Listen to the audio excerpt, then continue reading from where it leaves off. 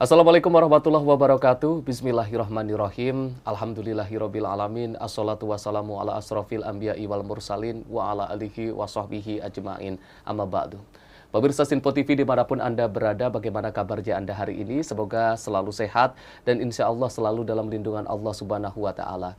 Puji syukur kehadirat Allah Subhanahu wa Ta'ala. Alhamdulillahirabbil alamin. Pada pagi hari ini saya bisa kembali menemani dan juga menyapa pemirsa Sinpo TV dalam acara Islam Penuh Cinta, Penyejuk Hati, Penyegar Iman. Salawat beserta salam semoga tetap tercurah limpahkan kepada junjungan kita Nabi wa Rasulana Muhammad sallallahu alaihi wasallam yang kita nantikan syafaatnya kelak di yaumil qiyamah, dan semoga kita termasuk ke dalam umatnya yang senantiasa istiqomah dalam menjalankan sunnah-sunnahnya. Pemirsa Sinpo TV, pada pagi hari ini kita akan membahas tema yang sangat menarik, yakni terkait dengan ada cinta dalam doa, bersama dengan Ustadz Ahmad Haris Riswanto. Assalamualaikum Pak Ustadz. Waalaikumsalam warahmatullahi wabarakatuh. Sehat Pak Ustadz? Alhamdulillah. Mas Arief gimana? Sehat? Alhamdulillah sehat Pak Ustadz. Dan itu doa kita bersama. Itu doa kita bersama. Seperti tema kita pada pagi hari ini, yakni ada cinta dalam doa. Selengkapnya akan kita bahas dalam Islam Penuh Cinta, Penyejuk Hati, Penyegar Iman. Pemirsa, ada cinta dalam doa. Kita tahu doa ini merupakan bahasa cinta antara umat ataupun antara makhluk dengan Tuhannya. Lantas seperti apa cinta ataupun doa yang terkandung dan mengandung cinta ini seperti apa? Ini yang akan langsung dijelaskan oleh Bapak Ustadz Ahmad Haris Riswanto. Kami persilahkan Pak Ustadz.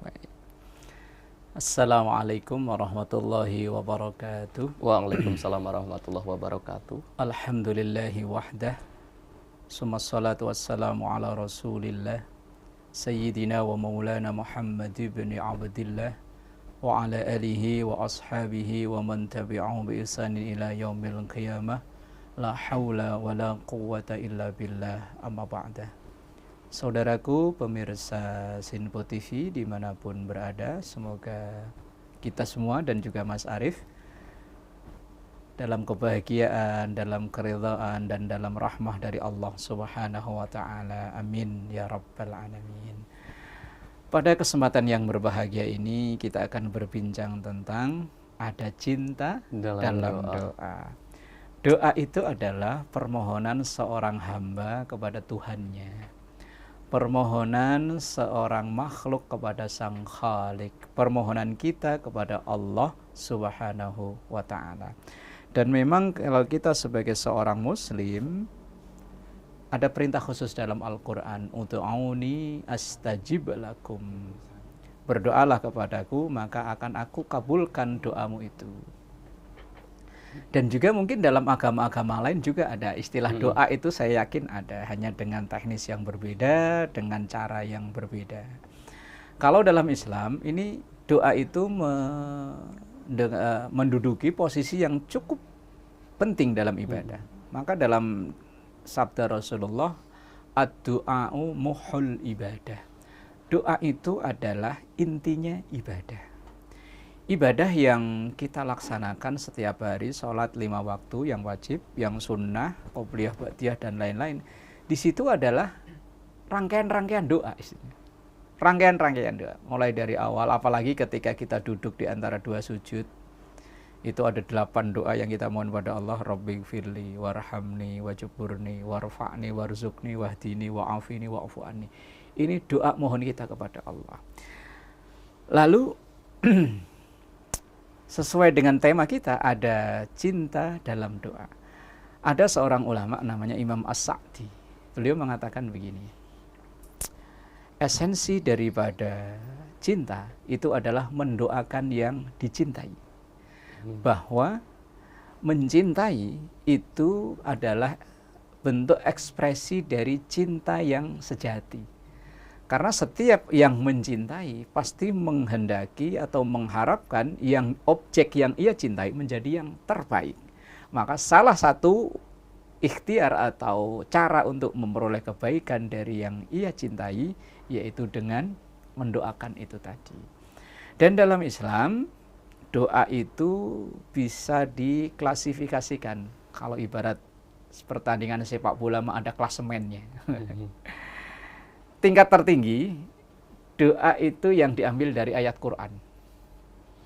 Kita berdoa dengan ayat Quran itu faham nggak faham, ngerti nggak ngerti, tetap ada nilai pahalanya.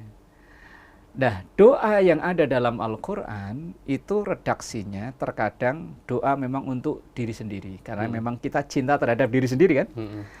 Tapi banyak yang kita jumpai memakai segot atau bentuk mutakallim ma'al ghair. Mutakallim ma'al ghair itu kalau bahasa kita untuk kita. Bukan untuk saya, tapi untuk kita semua. Misalnya dalam doa yang begitu masyhur, Rabbana Atina, itu kan ya Allah Tuhan kami, bukan Tuhan saya, tapi kami, kita semua. Atina, karuniakan kepada kami. Berarti itu ekspresi cinta kita kepada semua kita. Fid dunya hasanah wa fil akhirati hasanah wa qina adzabannar. Atau dalam doa lain, Rabbana ghfir lana wali ikhwanina alladzina sabaquna bil iman. Ya Allah, ampuni kami, wali ikhwanina, dan saudara-saudara kami,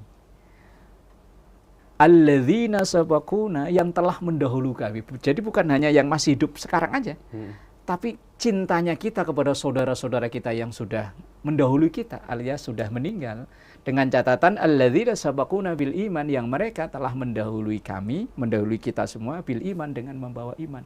Ini artinya ekspresi cinta kita kepada saudara-saudara kita. Saudara kita ini dalam bahasa yang umum ada namanya, kalau dalam sini mungkin lebih spesifik, walaupun umum tapi spesifik, yang seiman. Kita mendoakan saudara kita yang seiman. Alladzina sabaquna bil iman, yang telah mendahului kami. Ini kan bentuk ekspresi cinta. Kemudian ada doa yang di dalam akhir Al-Baqarah itu, yang semuanya doa biasanya kalau dalam rangkaian orang tahlil itu dibaca mulai dari Rabbana la tu'akhidhna in nasina sampai terus wangsurna 'alal qaumil kafirin. Semuanya memakai redaksi na itu untuk kita atau kami. Ini kan sebagai ekspresi cinta. Ada cinta bahwa dalam doa-doa kita itu ada cinta bukan hanya untuk diri sendiri, tapi untuk orang-orang semua yang ada di sekitar kita yang seiman, catatannya. Lah, lalu doa yang untuk yang beda agama gimana? Nah, ada lagi. Ini tadi kan kita bahas tentang klasemen doa kan. Nah, yang tertinggi adalah yang dari Quran, yang kedua dari hadis. Lah, yang dari hadis itu ada doa yang Rasulullah itu mendoakan orang yang memusuhi beliau. Ini kan berarti kan ada cinta luar biasa Rasulullah kepada orang-orang yang tidak seiman dengan beliau. Bahkan yang memusuhi beliau bukan hanya sekedar memusuhi hanya lewat omongan, enggak. Secara fisik beliau dilukai, di macam-macam. Tapi doa beliau, Allahumma hdi qaumi fa innahum la ya'lamun. Allahumma ya Allah ihdi qaumi, berikanlah hidayah kepada kaumku. Orang-orang yang belum iman saat itu, belum bersyahadat, masih didoakan Rasulullah sebagai kaumnya. Tapi tadi, kalau kita mendoakan yang non-muslim, ya kita doakan semoga mereka memeroleh hidayah. Itu yang diajarkan Rasulullah. Allahumma hdi qaumi fa innahum la ya'lamun. Ya Allah, tunjukkan atau berikanlah hidayah kepada kaumku. Mereka berbuat seperti ini karena mereka tidak tahu. Ini betapa Rasulullah sayang dan cintanya kepada sesama manusia walaupun berbeda agama, dan bahkan menyakiti beliau secara fisik sampai dalam riwayat itu sebagian tubuh beliau yang mengeluarkan darah. Bahkan konon katanya ada bagian gigi beliau yang sampai tanggal gara-gara disambit, bukan disambut ya.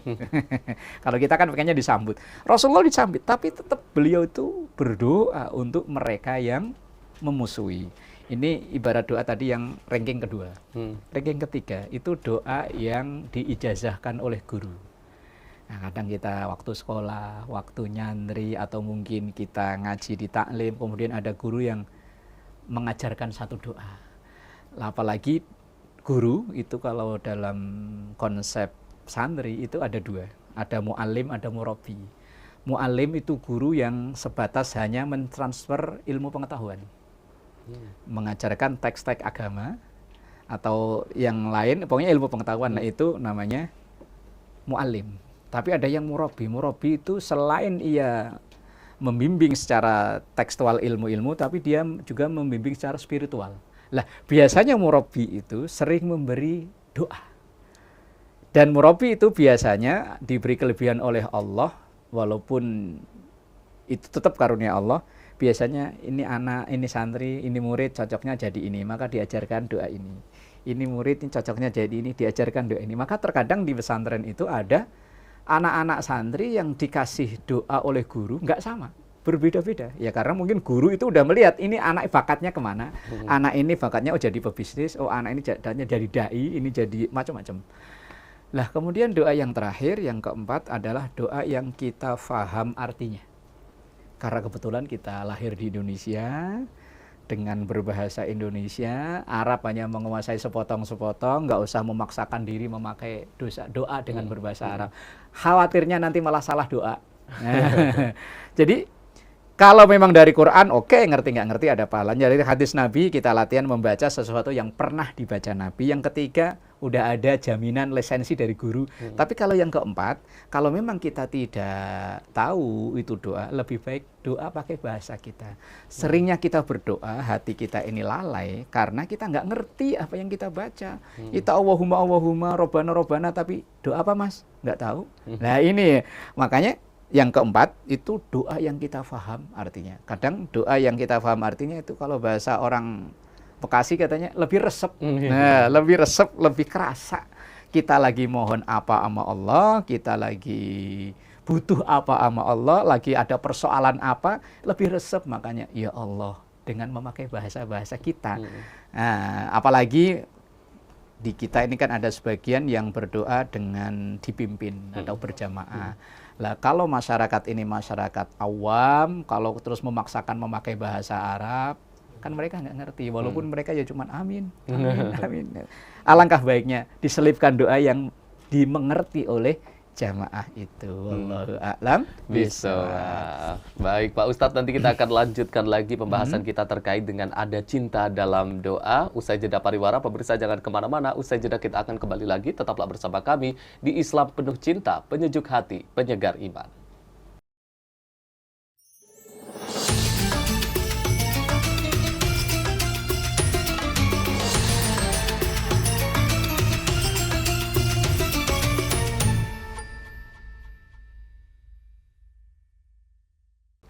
Pemirsa, Anda kembali menyaksikan Islam Penuh Cinta, penyejuk hati, penyegar iman. Masih membahas tema kita pada pagi hari ini terkait dengan ada cinta dalam doa.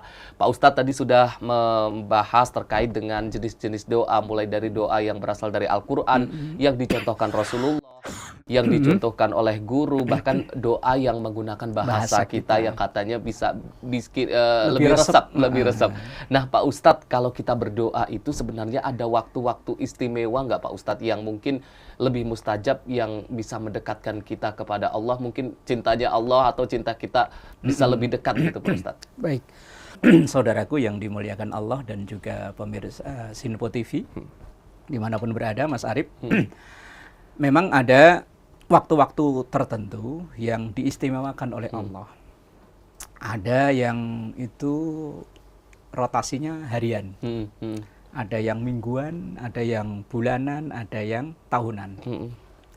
Kalau yang harian, misalnya di sepertiga malam yang terakhir, tapi ini beratnya, lagi enak-enaknya tidur masalahnya. Tapi itulah Allah memberikan waktu yang istimewa untuk berdoa. Yang kedua, setiap selesai sholat fardu, Assalamualaikum, jangan langsung sempatkan untuk berzikir dan berdoa, karena betapa banyak keinginan permohonan kita kepada Allah, dan itu waktu mustajabah. Yang ketiga, di antara azan dan iqomah, kalau kita sholat berjamaah, nyampe ke tempat, selesai azan, kita sholat qobliyah, kemudian ada waktu kita berdoa. Karena antara azan dan iqomah ini termasuk waktu yang mustajabah. Ini yang rotasinya harian. Ada yang rotasinya mingguan, yaitu ketika hari Jumat. Hari Jumat itu diawali dengan terbenamnya matahari sampai nanti terbenam kembali. Jadi Kamis sore ketika matahari terbenam itu udah berganti hari. Kalau sistem Hijriah, kalau sistem Masehi kan nggak begitu. Kemudian yang kedua, yang rotasi mingguan itu ketika khatib duduk di antara dua khutbahnya. Tapi rata-rata jamaahnya ngantuk misalnya. Pada tidur. Pada tidur. Apalagi capek kerja, masjidnya ruangannya AC, karpetnya empuk, datang duluan nyari nyender tiang. Wah ini bahaya. Itu waktu yang mustajabah, benar-benar mustajabah. Maka bagi sang khatib pun dianjurkan untuk memberi waktu kepada jamaah untuk berdoa. Kadang ada masjid-masjid tertentu yang dengan membaca sholawat dan lain. Bagi kita sebagai makmum, itu waktu jangan sampai terlewatkan. Karena ini rotasinya mingguan, ketemunya hanya seminggu sekali. Hari Jumat ketika khatib duduk di antara dua khutbahnya. Kemudian ada yang rotasinya itu bulanan. Itu ketika Yaumul Bid. Yaumul Bid itu hari terang bulan. 13, 14, 15 di kalender hijriyahnya. Yang Muharram dan seterusnya itu.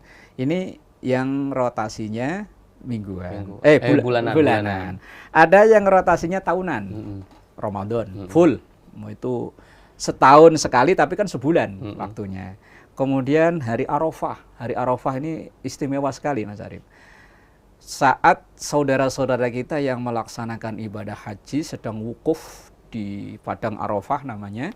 Sementara kita yang tidak haji disunahkan untuk puasa Arafah, maka hari itu adalah hari yang istimewa. Ibarat kita bareng-bareng mengetuk pintu langit untuk mohon pada Allah. Yang di Arafah dianjurkan semuanya berdoa. Kita yang di luar Arafah, yang di luar tanah Arafah maksudnya, di luar Padang Arafah, kita juga sama-sama berdoa. Ini yang rotasinya tahunan. Ada Arafah, ada Idul Fitri, ada Idul Adha, dan momen-momen yang lainnya. Ada juga di istijaabahnya doa itu ketika turun hujan. Saya pernah mendengar ada seorang syekh dari Madinah ketika berkunjung ke Indonesia. Lah, ketika beliau di mobil ini, bentar-bentar supirnya disuruh berhenti. Karena kebetulan berkunjung ke daerah Bogor. Asalkan Bogor terkenal kota hujan. Asal hujan ini syekh berhenti berdoa. Jalan baru bentar lagi berhenti berdoa. Kemudian supirnya ini bertanya, ya syekh, kenapa ini bentar-bentar lagi turun, bentar lagi, berhenti, bentar lagi berhenti. Kata syekh tadi begini loh, luar biasa Indonesia. Dalam hadis Rasulullah ada dalam kitab Al-Ihya Ulumuddin tulisan Imam Al-Ghazali, di antara doa dijawab oleh Allah itu ketika turun hujan. Kami di Madinah turun hujan paling setahun hanya berapa kali kan. Tapi Indonesia ini karunia Allah yang luar biasa, maka saya sangat bersyukur bisa berkunjung di sini. Kemudian setiap jalan mungkin belum nyampe sekian kilo berhenti berdoa lagi. Setiap jalan sekilo berdoa lagi. Ini karunia Allah pada bumi kita Indonesia loh. Cuman sekarang sayang kita orang Indonesia malah ketika turun hujan malah hujan. Kayak musibah. Jadi Allah memang memberikan waktu-waktu tertentu untuk diijabahnya doa itu, Mas Arif. Monggo silahkan. Baik, jadi memang ada waktu-waktu tertentu yang Allah itu doa kita itu lebih mustajab dikabulkan oleh Allah Subhanahu wa taala. Pak Ustadz, ini terkait dengan doa, sebenarnya hakikat doa itu seperti apa sih Pak Ustadz? Apakah memang hamba yang rajin melaksanakan ibadah, hatinya baik tapi jarang berdoa, apakah itu tetap dicintai oleh Allah atau seperti apa Pak Ustadz? Iya, begini Mas Arif. Kalau boleh diklasifikasikan doa itu ada yang formal dan non formal. Kalau yang formal itu yang ada aturan-aturan tertentu tadi, kita angkat tangan, menghadap kiblat dalam keadaan suci, diawali dengan bismillah, diawali dengan memuji Allah, bersalawat pada Rasulullah, istighfar, ditutup dengan salawat lagi, memuji Allah lagi. Ini ibarat doa-doa yang formal. Ada doa yang non formal. Itu yang kapan saja. Yang enggak harus Allahumma, enggak. Misal ya sehari-hari lah kita berangkat kerja bismillahirrahmanirrahim. Kan doa. Bangun tidur alhamdulillahilladzi ahyana ba'dama amatana wa ilaihin nusyur. Doa. Kita mau ke kamar mandi, doa. Keluar dari kamar mandi, doa. Dan seandainya umpama, biasanya kalau doa-doa begini ini kan yang hafal malah anak-anak kita. Kita yang dewasa malah kadang blas. Jadi berdoa itu enggak harus dengan formal begini, enggak. Dengan kondisi apa saja. Misal kita lagi di jalan, ada orang yang motornya mogok. kita mau nolongin sementara nggak bisa karena keadaan. Dalam hati kita, ya Allah, semoga Bapak itu dimudahkan. Ini kan doa kan? Apakah kita langsung madhep ke kiblat dulu dengan kan enggak loh. Misalnya kita ada orang yang ya kita kalau lagi jalan kan ketemu yang aneh-aneh aja ya. Kalau memang bisa menolong ya tolong dengan langsung, minimal dengan doa. Lah, ketika kita melihat kejadian-kejadian seperti itu, ya doa.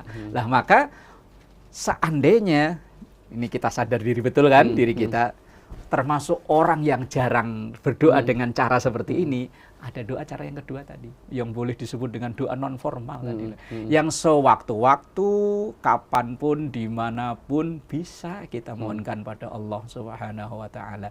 Dan esensi doa itu sebetulnya kan adalah geraknya hati untuk memohon pada Allah. Cuma hati ini kadang butuh dibimbing sama mulut. Mulut mengucap Allahumma, kemudian hati ya Allah. Karena sabda Rasulullah Sallallahu Alaihi Wasallam, Allah itu tidak akan menerima doa dari seseorang yang hatinya lalai. Allah tidak akan menerima dari seorang hamba yang berdoa mulutnya Allahumma tapi hatinya kemana-mana. Maka malah lebih baik kalau seandainya dibalik. Mulutnya seakan nggak ngucap Allahumma tapi hatinya ya Allah, ya Allah. Nah, itu esensi doa aslinya di situ. Ya memang tadi ada momen-momen tertentu yang kita doa, apalagi doa kita yang diaminkan sama orang lain. Tapi kalau tidak, ya cukup kita misalnya selesai kerja sambil duduk, ya Allah, alhamdulillah, tugas berjalan dengan lancar. Doa sudah. Begitu teringat kedua orang tua, ya Allah, semoga disehatkan bapak sama ibu saya. Teringat wajah guru, ya Allah, guru saya. Lihat teman-teman, ya Allah, teman saya sekarang lagi sakit.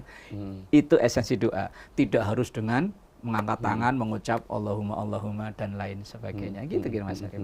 Baik, jadi esensinya itu bentuk ketergantungan seorang makhluk kepada Sang Kholiknya, kepada Allah Subhanahu wa Ta'ala. Taala. Esensi doa sebetulnya di situ. Terus, Pak Ustadz, terkait dengan contoh-contoh doa yang mungkin pernah dicontohkan oleh Rasulullah Shallallahu Alaihi Wasallam yang menunjukkan kecintaan Rasulullah kepada Allah Subhanahu Wa Ta'ala, ada tidak Pak Ustadz? Kalau kita ngaji dalam kitab Al-Azkar namanya, itu tulisan Imam Nawawi Ad-Dimashqi, seorang orang Suriah. Beliau itu khusus nulis kitab namanya Al-Azkar. Itu isinya tentang doa. Dan doa itu kadang diambil dari Quran, kadang diambil dari hadis. Begitu banyak doa yang diajarkan oleh Rasulullah kepada kita untuk lebih dekat dengan Allah Subhanahu wa Ta'ala. Dan memang esensinya orang berdoa yaitu adalah proses pendekatan diri kita kepada Allah. Karena kan di segmen awal tadi saya sampaikan ad-du'a'u mukhul ibadah. Doa itu adalah esensi dari ibadah itu. Maka setiap kita beribadah itu disitulah ada doa.